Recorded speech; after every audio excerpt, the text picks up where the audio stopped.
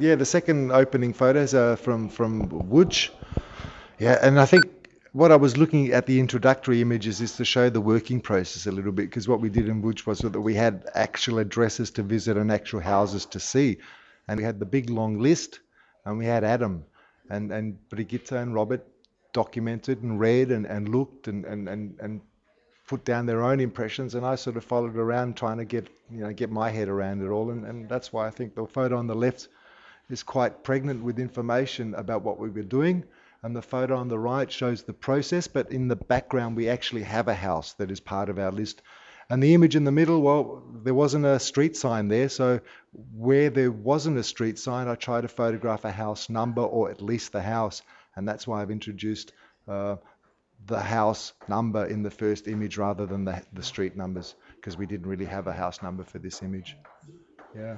And then we're going on to Auschwitz, I was there probably 10 years ago for another project. And this time around, I found a very different Auschwitz. There was tourism back there, but it tended to, I don't know, I had a feeling it was a different sort of tourism. Maybe we went in the wrong time of the year, I don't know, but it looks like the Holocaust tourist. I had the impression, especially Auschwitz 1, the prettier camp with the trees and the beautiful buildings, that gave me the impression of people just, coming to Europe, doing the 15 city tour in 18 days, and the Holocaust tour is part of it. And, it's like in one building, out the other, in one building, out the other. And I really don't know how much information these people are getting and what they're understanding and what it's doing for them. Maybe it's just another thing that they can tick off their list. That's basically why I included those 3 photos. Okay, now we turn right, and on the wall we have 4 vertical boards, and with the right hand board is starting in Auschwitz, and that basically we're starting at the beginning, and we've got the images, the first images that I took, and the middle one is the one of the vitrina, we say.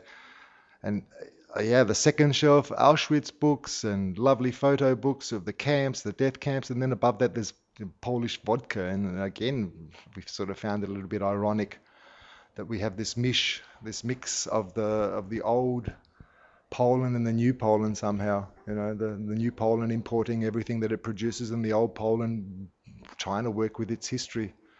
But yeah, again, this sort of reminds me of the little bit of the Holocaust tourist a little bit. And then above, yeah, I'm just documenting our trip, and the Holocaust. It's not the Holocaust anymore. It's the Museum Auschwitz, and everything sort of museum here, museum there. Again, it takes a little bit of the sting off of it, but it was interesting to follow these signs, getting closer and closer. I think a little bit of the Spannung was building up as well as we were getting closer and closer to the death camp, especially for Brigitte and Helga, because they'd never been there before. I think for Robert and I it was a little bit different. We were sort of making jokes about it, trying to lighten everything up a little bit, but I suppose that's something to do with the sun shining, and it's hard to think of death when the sun is shining. And then, yeah, again, the third photo on that block is again the trip, and that's just sort of a little bit of the blockhouses, just to give an impression. The second board along from the right is in Theresienstadt. The middle shot, well, it's the Hauptplatz with the church. I've camouflaged the church a little bit because I couldn't understand what the hell a Catholic church was doing in the middle of this place. And I was also, that was always my first question, what did the church do in all this?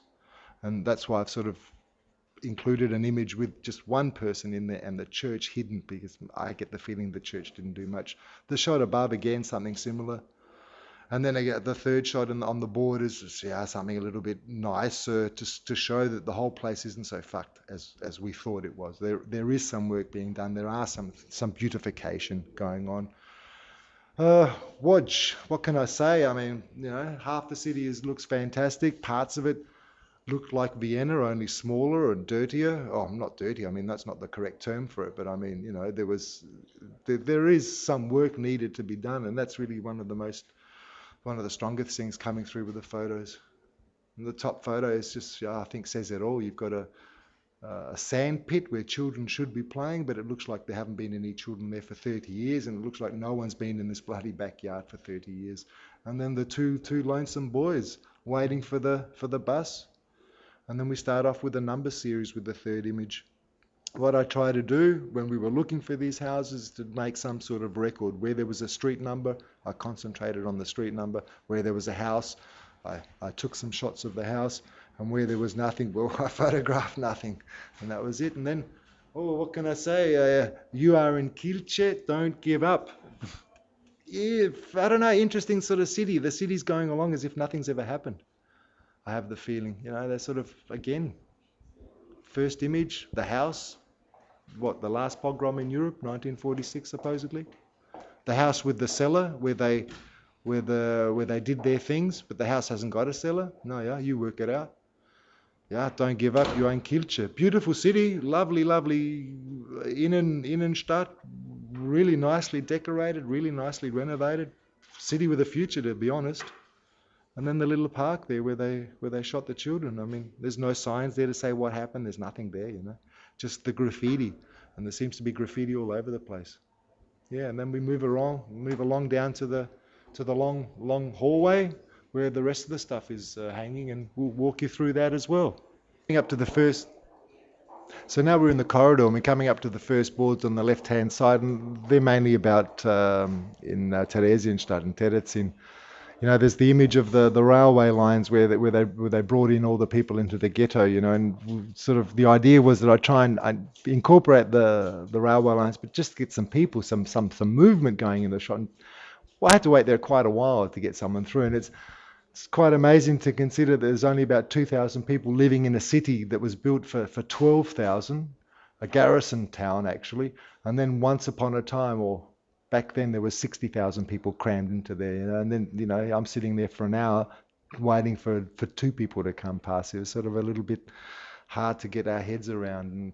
And in the other images, again, we're showing the emptiness and a little bit of the infrastructure, or the lack of infrastructure maybe, and how the roads are breaking down. I mean, I don't want to say society's breaking down. That's totally wrong, But I feel for the people that are living there, especially for the kids. And the kids running around. I sort of followed two kids running around. They were playing combat. Okay, I played combat as a kid too, but I used a stick as a sword or something. These kids are running around with replica weapons, and that was also a little bit disconcerting. But they didn't mind. They let me follow them. They let me photograph them. I thought it was nice actually, just to get some people in the shots.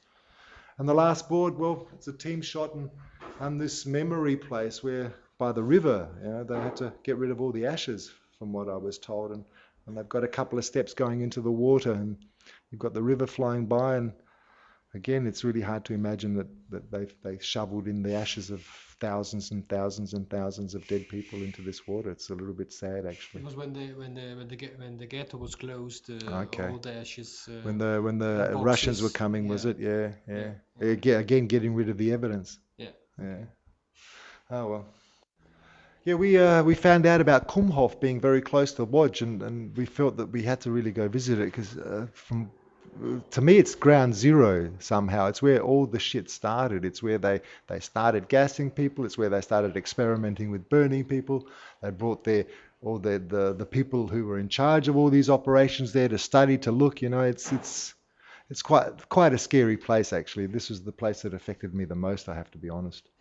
As far as these death things, and then we went to Memorial, a big bombastic sort of communist era stone granite monolith there that no one liked, and the Israelis came and built their own thing there actually, which is in the third image, which is a little bit more decent, but again, strong stone, pure. That was it. That was Chelmno. But yeah, that was an ugly place. I didn't like that at all.